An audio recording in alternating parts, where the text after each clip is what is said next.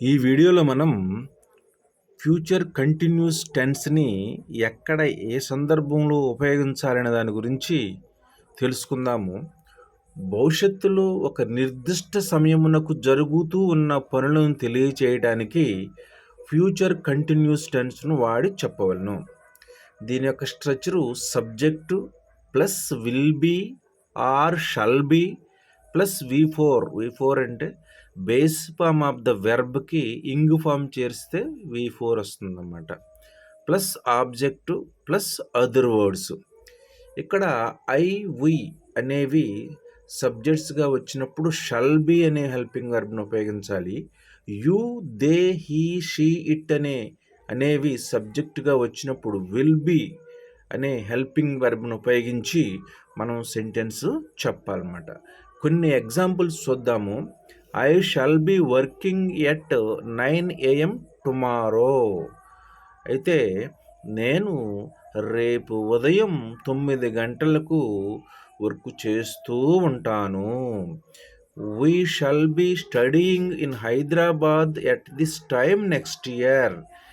నేను హైదరాబాదులో వచ్చే సంవత్సరం ఇదే సమయమునకు చదువుతూ ఉంటాను. They will be eating biryani at this time tomorrow. వాళ్ళు రేపు ఇదే టయానికి బిర్యానీ తింటూ ఉంటారు. She will be cooking food at this time tomorrow.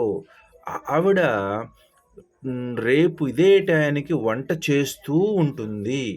ఈ విధంగా మరికొన్ని వెర్బ్స్ని తీసుకుని మీరు కొన్ని ఎగ్జాంపుల్స్ చేస్తే ఫ్యూచర్ కంటిన్యూస్ టెన్స్ని ఎలా ఉపయోగించాలనేది మీకు ఐడియా వస్తుంది.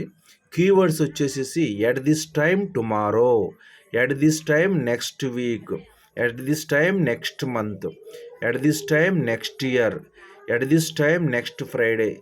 అట్లాగే by or at 3 AM RPM, 5 AM RPM, tomorrow, in, on, etcetera అనేవి కీవర్డ్స్గా ఉపయోగించి మనం ఫ్యూచర్ కంటిన్యూస్ని చెప్పవచ్చు.